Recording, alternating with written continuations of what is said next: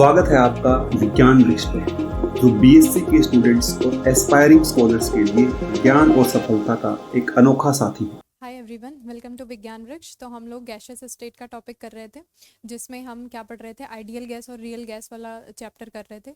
तो जिसमें हमने अभी तक क्या क्या देख लिया है, आइडियल गैस रियल गैस के बारे में देख लिया है। फिर वहाँ से हमें पता चला जो रियल गैस है वो आइडियल गैस इक्वेशन को हर एक टेम्परेचर प्रेशर पे फॉलो नहीं करती, सिर्फ लो प्रेशर और हाई टेम्परेचर पर ही रियल गैस जो होती हैं वो आइडियल गैस को फॉलो करती हैं, या फिर उनके जो लॉज हैं आपके चार्ल्स लॉ, बॉयल्स लॉ और एवोगैड्रो लॉ, उन सबको फॉलो करती हैं। कब?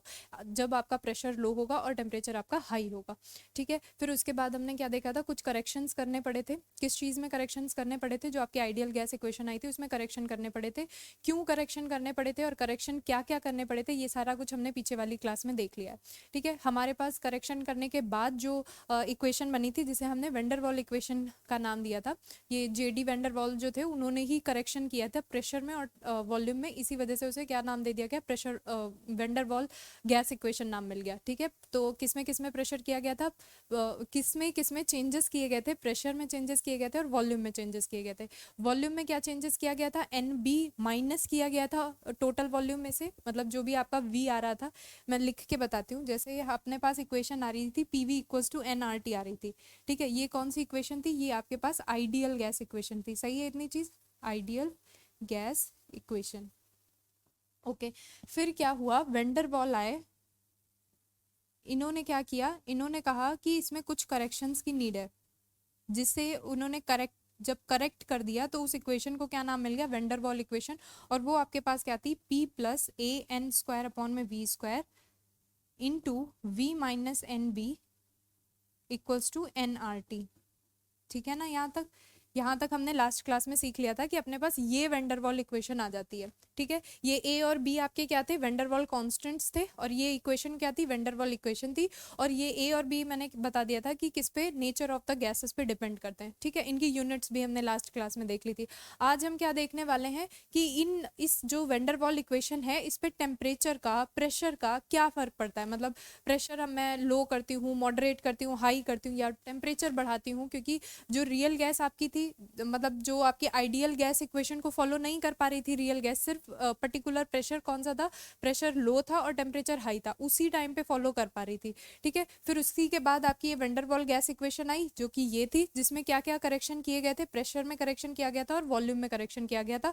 तो ये आपकी इक्वेशन बन गई थी। ठीक है, आज की क्लास में हम क्या देखने वाले हैं कि जो रियल गैस का बिहेवियर होता है, वेंडरवॉल इक्वेशन जो आती है उसमें रियल गैस का बिहेवियर देखने वाले हैं। ओके, तो सबसे पहले तो इक्वेशन जो हमारे पास आ चुकी है अभी तक, दैट इज वेंडरवॉल इक्वेशन, वो लिख लेते हैं एक बारी। ओके, तो वेंडरवॉल इक्वेशन क्या है,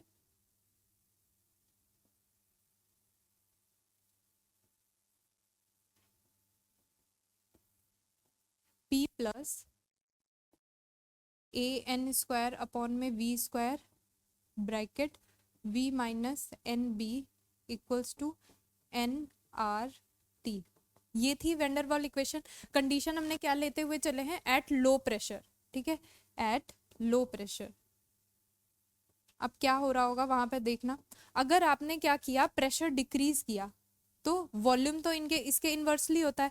प्रेशर आपने एकदम बिल्कुल लो रखा है स्टार्टिंग में, तो जब प्रेशर डिक्रीज किया उस टाइम पे क्या हो गया, वॉल्यूम आपका इंक्रीज हो गया। अच्छा, तो आपका जो प्रेशर डिक्रीज किया, जिसकी वजह से जो करेक्टेड प्रेशर में करेक्शन था, correction in pressure, correction term in pressure क्या था, वो इक्वल्स टू कितना था, ये आपका ए एन स्क्वायर अपॉन में वी स्क्वायर। देखो, ए तो आपका कांस्टेंट है, एन आपके नंबर ऑफ मॉलिक्यूल्स हैं, तो वो चीज भी कांस्टेंट है। इसका मतलब अगर आपने प्रेशर डिक्रीज किया, वॉल्यूम क्या किया, इंक्रीज किया।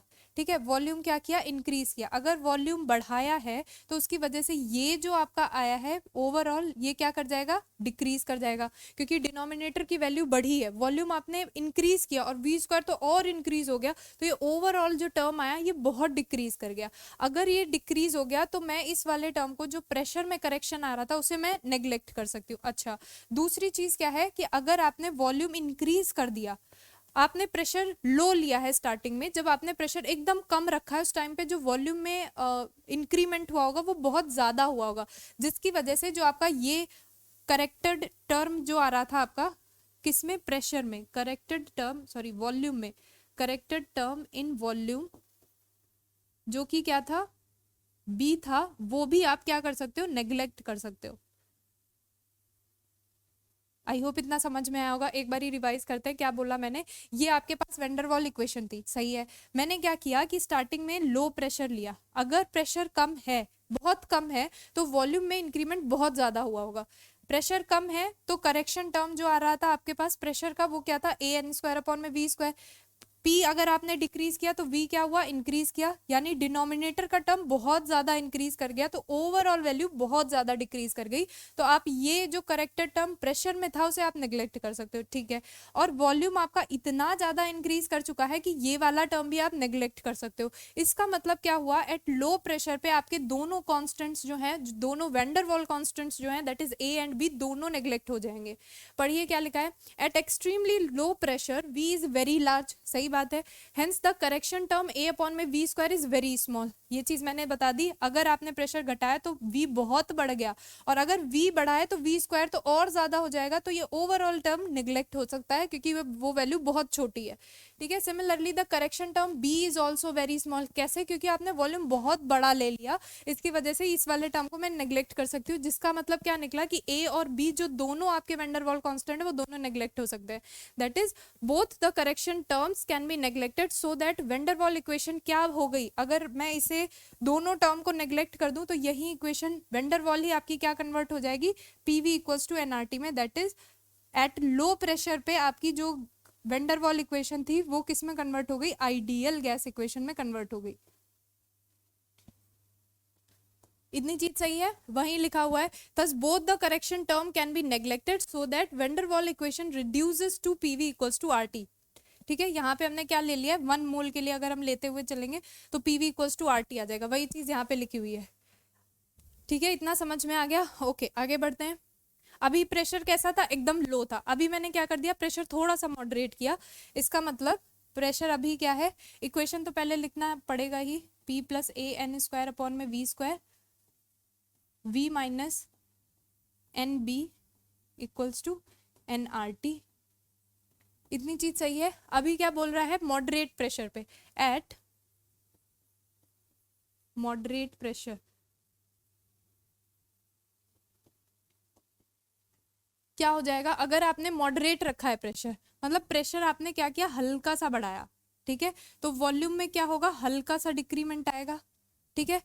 अब करेक्टेड टर्म पे क्या फर्क पड़ेगा, करेक्टेड टर्म इन प्रेशर, जो कि आपके पास क्या है, ए एन स्क्वायर अपॉन में वी स्क्वायर, ठीक है।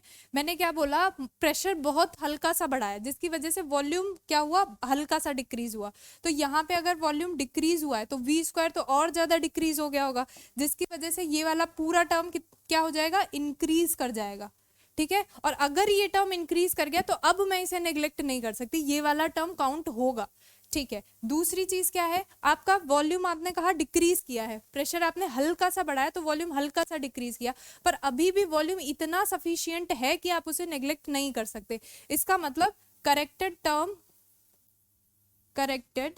टर्म इन वॉल्यूम जो होगा उससे नेग्लेक्ट कर सकते हो, that is b can be neglected. क्यों नेग्लेक्ट किया, क्योंकि वॉल्यूम अभी भी सफिशिएंट है, वो बड़ा है एज कंपेयर टू बी से, बी कैन बी नेग्लेक्टेड, सही है। इतनी चीज वहीं लिखी है, पढ़ते हैं। एज द प्रेशर, अच्छा एक चीज और देख लेते हैं उसके बाद पढ़ते हैं। जैसे हमारे पास जो करेक्टेड टर्म प्रेशर में आया था वो बड़ा है, यानी उसे नेग्लेक्ट नहीं कर सकते, बट जो करेक्टेड टर्म वॉल्यूम में आया है उसे, वो छोटा है तो उसे नेग्लेक्ट कर सकते हैं। तो यहां से वेंडर वॉल इक्वेशन क्या बन जाएगी, P plus A N square upon में वी स्क्वायर, ये तो रहेगा क्योंकि मैंने कहा ये वैल्यू ज्यादा है, इसे नेग्लेक्ट नहीं कर सकते, बट एन बी छोटा है तो इसे कर सकते हैं, into V equals to N R T, या फिर पी वी इक्वल्स टू, अब मैं यहाँ पे बात 1 मोल के लिए अगर करूँ तो P V equals to, V से वी कैंसिल हो जाएगा, ए अपॉन में वी रह जाएगा, सही है, वी से वी कैंसिल, एन तो 1 है, इक्वल्स टू आर टी। ठीक है, एक स्लाइड ऐड कर लेते हैं, तो यहाँ पे क्या हो जाएगा, P V equals to R T minus का ए अपॉन में वी।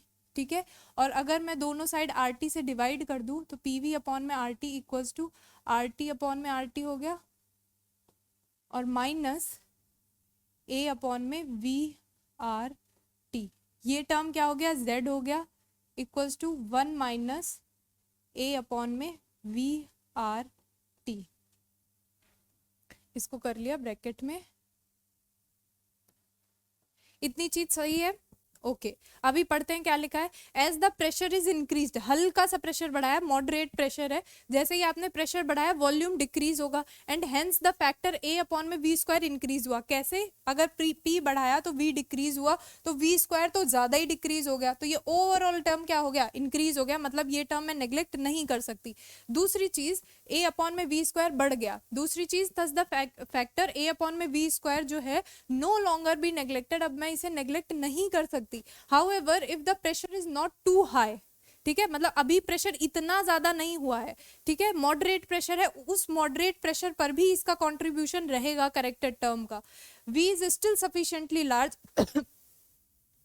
जैसे मैंने प्रेशर बढ़ाया था तो V डिक्रीज तो हुआ है, लेकिन अभी भी इतना है कि मैं उसे नेग्लेक्ट नहीं कर पा रही। V is still sufficiently large so that B can be neglected, ठीक है, in comparison to V। V तो बड़ा है, इसके कंपेयर में B छोटा है, तो उसे मैंने नेग्लेक्ट कर दिया। तो वेंडरवॉल इक्वेशन क्या बन गई, ये आपकी आ गई वेंडरवॉल इक्वेशन, जो ये आई है, जिसमें आपने सिर्फ प्रेशर में जो करेक्टेड टर्म था वो वाला लिया है, वॉल्यूम में करेक्टेड टर्म क्या कर दिया, नेग्लेक्ट कर दिया। तो उसकी वजह से क्या हुआ, PV is less than RT by a factor of A upon में V, और compressibility factor is less than 1। कैसे हुआ, हमने ये चीज समझी, क्या बोल रहा है, PV is less than RT। PV क्या है, RT से कम है, कितना कम है, A by V कम है, और Z जो है वो 1 से क्या है, वैल्यू उसकी कम है, और compressibility factor is less than 1। PV RT से कम है, कितना कम है, A by V कम है, और जो Z है वो 1 से कम है। रियल गैस के केस में हमने पढ़ा भी था पीछे, क्या पढ़ा था, रियल गैस के केस में जो आपके पास कंप्रेसिबिलिटी फैक्टर Z की वैल्यू होती है वो 1 से कम भी रहती है और 1 से ज्यादा भी होती है। बट जब आप बात करते हो आइडियल गैस की, तो उस कंडीशन में क्या रहता है, जो Z होता है वो आपके पास क्या हो जाता है, 1 हो जाता है। ठीक है, वही चीज यहाँ पे भी मिल गई कि PV जो है वो RT से कम है by a factor of A by V, and second क्या है, जो कंप्रेसिबिलिटी फैक्टर है वो भी वैल्यू 1 से कम है। कब, मॉडरेट प्रेशर पे। ये सारी चीजें कब देख रहे हैं, जब हमारे पास प्रेशर कैसा है, मॉडरेट है, सॉरी। थर्ड चीज क्या है, एट हाई प्रेशर, इक्वेशन तो लिखनी पड़ेगी, ठीक है, P plus A N square upon में V square V minus N B equals to कितना होता है, NRT होता है। सही है इतनी चीज। अभी मैंने क्या कर दिया, अगर मैंने प्रेशर इंक्रीज कर दिया एट हाई प्रेशर, अब प्रेशर आपने बढ़ा दिया, बहुत ज्यादा बढ़ा दिया, तो अगर प्रेशर बढ़ा है तो ये वाला टर्म तो ऑब्वियस है, नेग्लेक्ट चला जाएगा। ठीक है, प्रेशर मैंने बहुत बढ़ा दिया, वेरी हाई ले रखा है, उस टाइम पे वॉल्यूम क्या हो जाएगा, बहुत कम हो जाएगा, तो आपका ये वाला टर्म तो नेग्लेक्ट हो जाएगा। तो वेंडरवॉल इक्वेशन क्या हो जाएगी,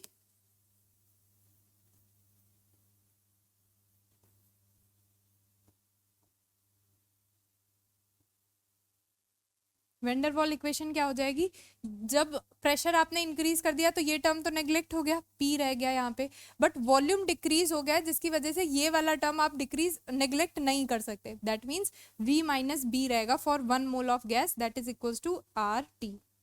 ओके, तो क्या हो गया यहाँ पे, PV minus PB equals to RT, सही बात है, और PV कितना हो गया, RT प्लस PB हो गया, या मैं RT से डिवाइड कर दूं तो PV अपॉन में RT equals to 1 plus PB upon में RT, या फिर Z इक्वल्स टू क्या आ गया आपके पास, 1 प्लस PB अपॉन में RT आ गया। इसको कर लिया ब्रैकेट में,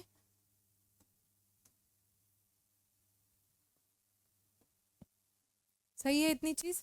ओके, अब पढ़ते हैं क्या लिखा है। As the pressure is increased enough, बढ़िया से प्रेशर बढ़ाया गया, इंक्रीज्ड इनफ हाई, तो उससे क्या हो गया, V is so small that b can no longer be neglected. अब वी इतना छोटा है कि हम बी को नेग्लेक्ट नहीं कर सकते, ठीक है।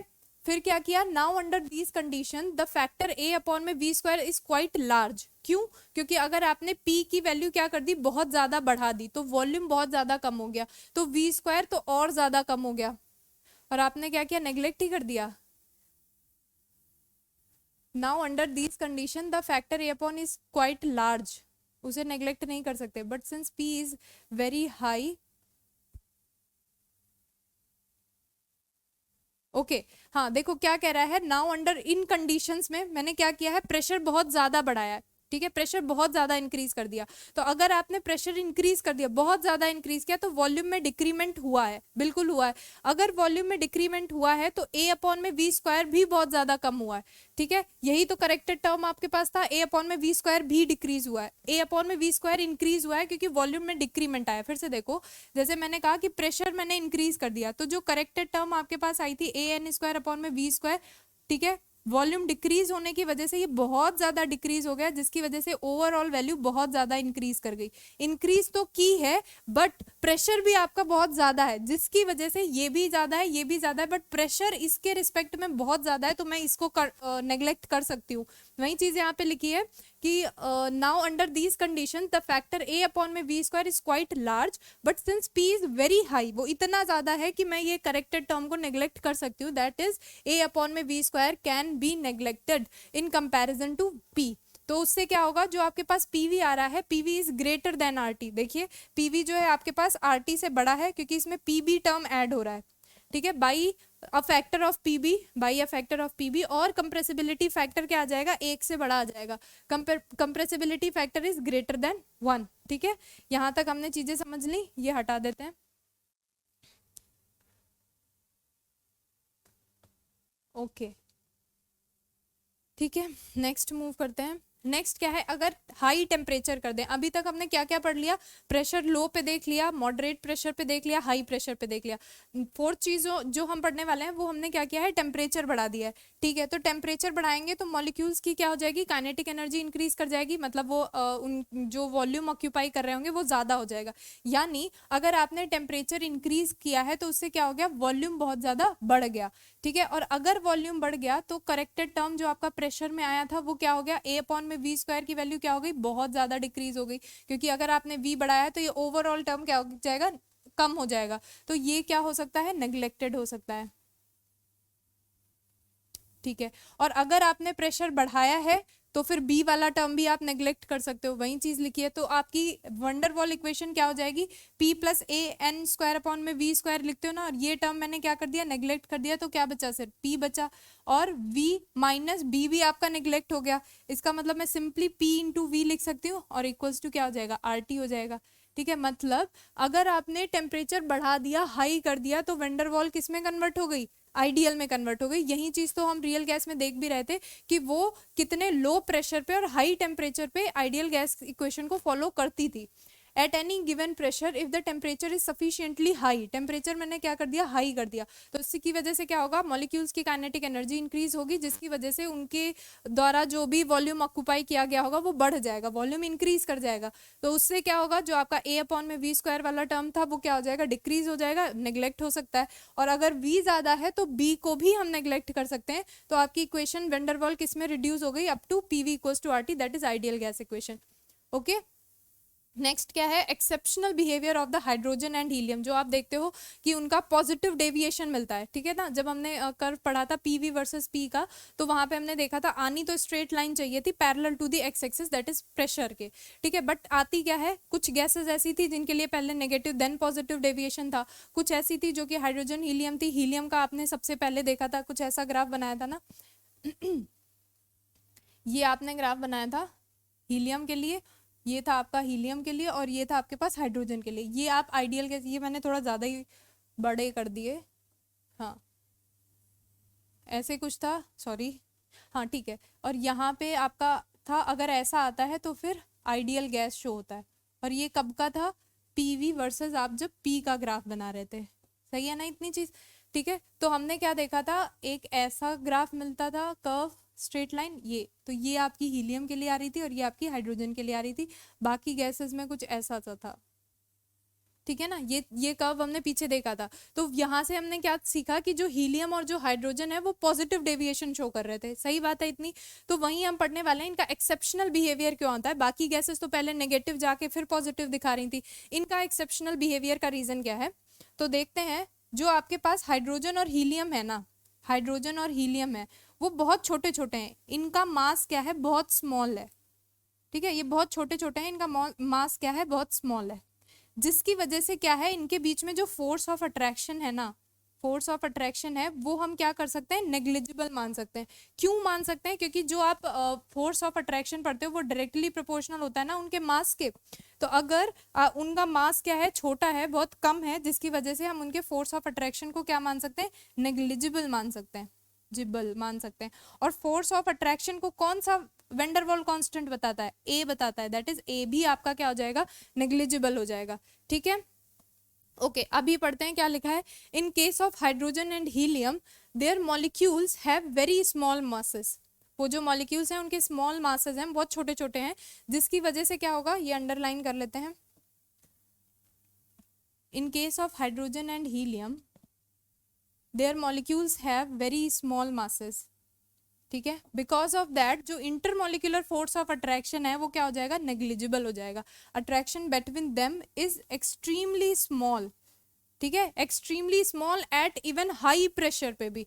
जबकि आप क्या बात करते हो, अगर आपने प्रेशर बढ़ाया है तो फोर्स ऑफ अट्रैक्शन बढ़ता है, लेकिन इनके केस में क्या हो रहा है, स्मॉल रह रहा है। वही चीज एक्सेप्शनैलिटी को शो कर रही है कि आप प्रेशर जब बढ़ाते हो, हमें क्या पता है कि अगर हमने प्रेशर बढ़ा दिया, ठीक है, तो मॉलिक्यूल्स करीब आए, जिसकी वजह से उनमें फोर्स ऑफ अट्रैक्शन जो था वो क्या हो जाएगा, इंक्रीज कर जाएगा। लेकिन यहाँ क्या हो रहा है, इनका मास इतना कम है कि इनके बीच में जो फोर्स ऑफ अट्रैक्शन है वो बहुत छोटा है, उसे हम नेग्लिजिबल कर सकते हैं। और यही चीज आपको क्या बता रही है, इनकी एक्सेप्शनैलिटी को दिखा रही है कि हाई प्रेशर होने पे फोर्स ऑफ अट्रैक्शन लगता है, लेकिन इनके केस में आप क्या कह रहे हो, स्मॉल है, हम उसे नेग्लिजिबल कर सकते हैं even at the high pressure, at the high pressure. In other words the factor of A upon में वी स्क्वायर को हम नेग्लिजिबल कर सकते हैं, क्योंकि जो factor of force of attraction है वो ए ही तो बताता है। तो हम क्या कर सकते हैं, ए अपॉन में वी स्क्वायर को नेग्लिजिबल कर सकते हैं, ठीक है, एट ऑल प्रेशर्स पे। तो जो कंप्रेसिबिलिटी फैक्टर आएगा वो ग्रेटर देन 1 आएगा। कैसे आएगा ये सीखते हैं।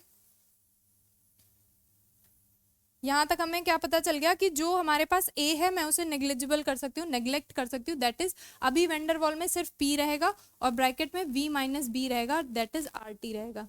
इतनी चीज सही है। तो क्या हो जाएगा यहाँ से, P V equals to R T plus P B हो जाएगा, या फिर आर टी मैं इधर लेके आऊंगी तो ये हो जाएगा Z equals to 1 plus P B upon में आर टी हो जाएगा, ठीक है। इतनी चीज समझ में आ गई होगी।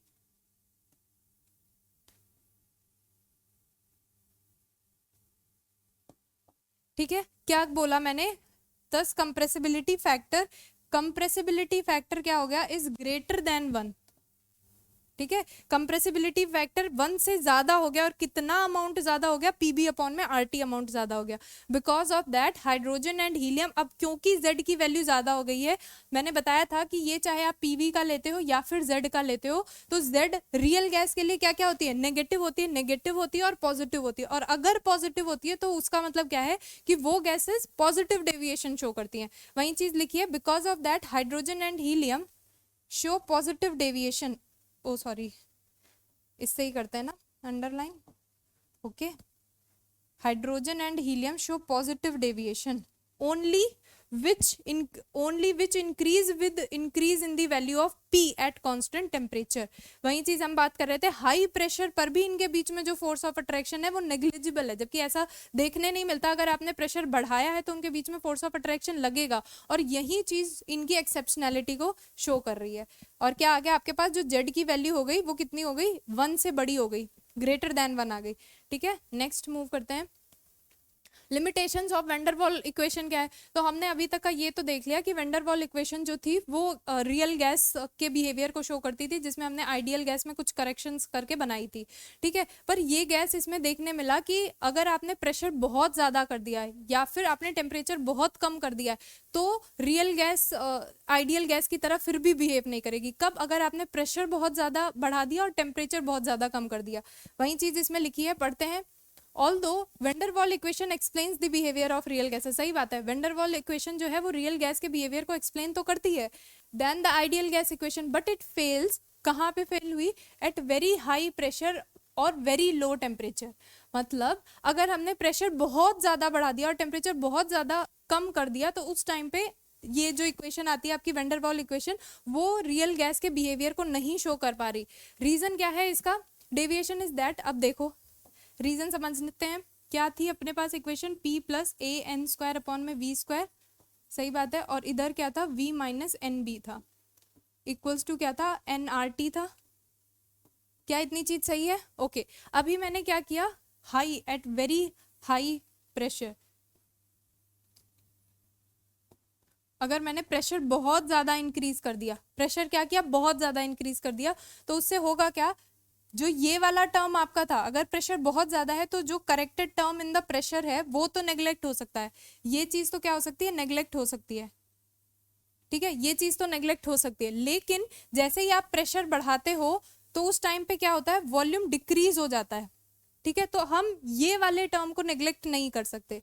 पहली चीज जो हमने हाई प्रेशर पे बात की, हाई प्रेशर पे भाई हम क्या चाह रहे हैं? देखो हम क्या चाह रहे हैं कि हाई प्रेशर और लो टेम्परेचर पे जो हमारे पास वेंडर वॉल इक्वेशन आई है वो रिड्यूस होनी चाहिए थी, किस पे? जो आपकी आइडियल गैस इक्वेशन है उसमें रिड्यूस हो जानी चाहिए थी। लेकिन हुआ क्या? जैसे ही हमने प्रेशर बहुत ज़्यादा बढ़ाया तो ये वाला करेक्टेड टर्म तो नेग्लेक्ट हो गया। भाई जो आपकी ये वेंडर वॉल इक्वेशन है, अगर इसे कन्वर्ट होना है किसमें? आइडियल गैस इक्वेशन में, तो जो वेंडर वॉल कॉन्स्टेंट आए हैं इन्हें कांस्टेंट होना पड़ेगा, इन्हें नेग्लेक्ट होना पड़ेगा, तभी आपकी वेंडर वॉल जो गैस इक्वेशन है वो आइडियल गैस इक्वेशन में कन्वर्ट हो पाएगी। अभी मैंने क्या किया? प्रेशर अगर बहुत ज्यादा बढ़ा दिया तो उस टाइम पे जो करेक्टेड टर्म आ रहा था प्रेशर में वो तो नेग्लेक्ट हो गया, बट जो बी है, वी क्योंकि बहुत कम हो गया इसकी वजह से मैं बी वाले टर्म को नेग्लेक्ट नहीं कर सकती। दैट मीन्स ये टर्म नेग्लेक्ट नहीं होगा अब, ठीक है। तो हमें अभी भी बी वाला टर्म मिलेगा, यानी हमारे पास जो वेंडर वॉल इक्वेशन है वो अभी कन्वर्ट नहीं हुई आइडियल गैस इक्वेशन में। कब? At high pressure. दूसरी कंडीशन मैंने क्या ली? अगर टेम्परेचर बहुत कम कर दिया, that is at low temperature, at very low temperature, at very low temperature.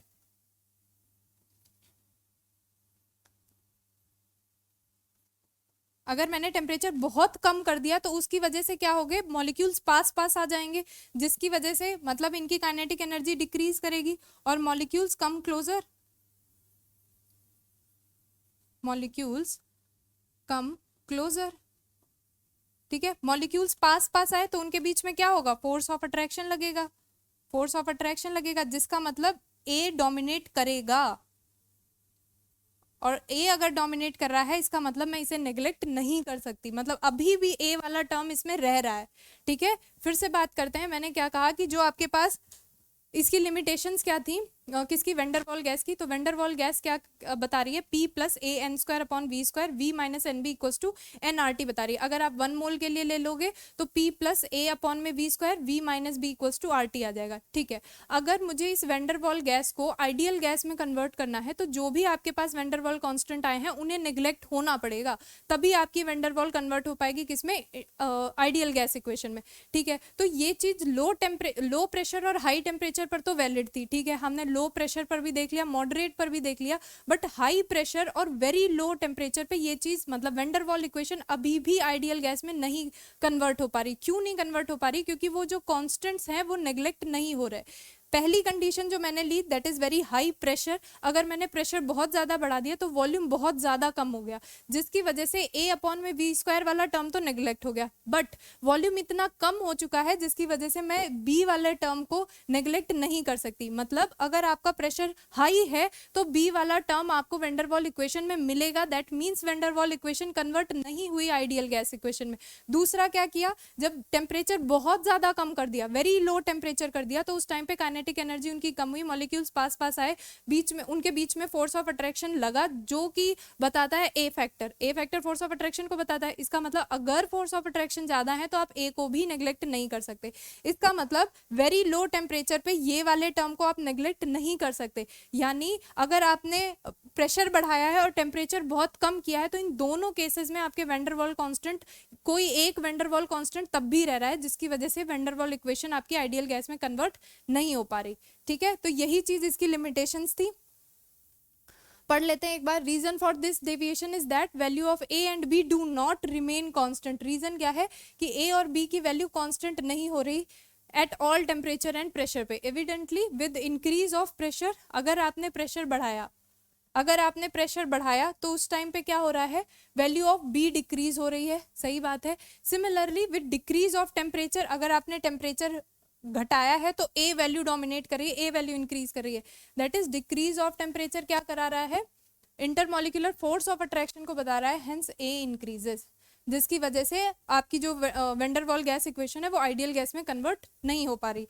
तो जल्दी से एक क्विक रिकैप लेते हैं क्या क्या पढ़ा हमने आज की क्लास में। तो हमने स्टार्ट किया था कि ये जो हमारे पास इक्वेशन आई थी Van der Waals equation, that is P + a n² upon v² v - nb = nRT आई थी। उसमें हमने डिफरेंट प्रेशर्स पे देखा कि क्या इफेक्ट रहेगा इस, मतलब अगर हमने प्रेशर कम किया या मॉडरेट किया या फिर हाई किया या फिर टेम्परेचर बढ़ा दिया तो उन सारी चीज़ों से इस इक्वेशन पे क्या फ़र्क पड़ेगा वो हमने देखा। अगर लो टेम्परेचर रखा तब तो वैंडरवाल गैस जो थी वो आइडियल गैस की तरह बिहेव कर रही थी, दैट इज PV = nRT हमारे पास आ जा रहा था। सही बात है।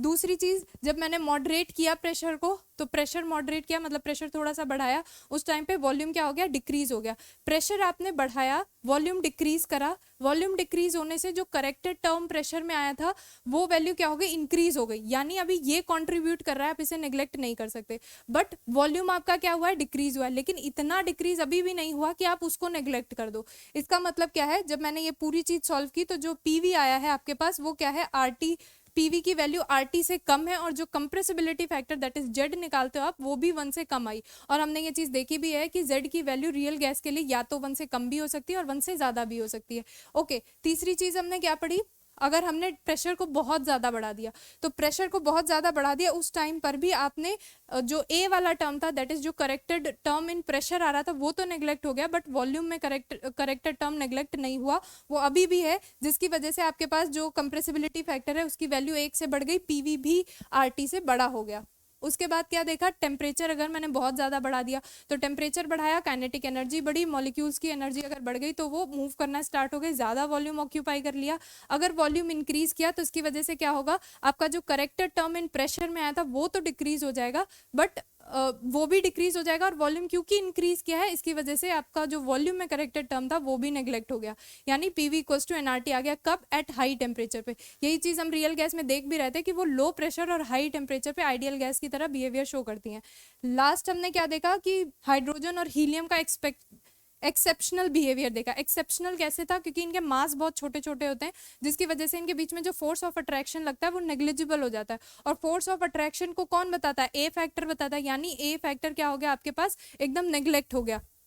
तो ए फैक्टर अगर नेग्लेक्ट हुआ यानी जो करेक्टेड टर्म आपका प्रेशर वाला था वो तो गया, खत्म हो गया, बट बी वाला टर्म अभी भी रहेगा, जिसकी वजह से आपका जो कंप्रेसिबिलिटी फैक्टर है वो 1 से ज्यादा आ गया। और 1 से ज्यादा का मतलब क्या है, पॉजिटिव डेविएशन दिखाना। एक्सेप्शनैलिटी कैसे दिखाई थी, क्योंकि आपने प्रेशर इंक्रीज किया फिर भी उनके बीच में कोई भी फोर्स ऑफ अट्रैक्शन नहीं लग रहा था, और यही तो एक्सेप्शनैलिटी है। हमें पता है कि अगर हमने फोर्स बढ़ाया है तो मॉलिक्यूल्स करीब आ रहे हैं, जिसकी वजह से उनके बीच में फोर्स ऑफ अट्रैक्शन लग रहा है, बट इन केस में नहीं लग रहा, नेग्लेक्ट कर दिया, तो वही चीज आपकी एक्सेप्शनैलिटी को बता रही है। लास्ट हमने क्या देखा, लिमिटेशंस देखी। लिमिटेशंस में क्या बात की कि जो वैंडरवाल गैस है वो रियल गैस बिहेवियर को तो दिखाती है, लेकिन अगर हमने प्रेशर बहुत ज्यादा कर दिया और टेम्परेचर बहुत ज्यादा कम कर दिया तो ये आइडियल गैस बिहेवियर को नहीं दिखा पा रही। क्योंकि अगर वैंडरवाल को आइडियल गैस की तरह दिखाना है, आइडियल गैस की तरह नेचर दिखाना है, तो जो उनके वैंडरवाल कांस्टेंट हैं उनको नेग्लेक्ट होना पड़ेगा, और वो नेग्लेक्ट नहीं हो पा रहे थे इन दो कंडीशंस में, जब आप प्रेशर बहुत ज्यादा ले रहे थे और टेम्परेचर बहुत ज्यादा कम ले रहे थे। ये चीज हमने सारी ऐसे देख ली। तो बस आज के लिए इतना ही, नेक्स्ट क्लास में हम एक नए टॉपिक के साथ मिलेंगे। Thank you so much.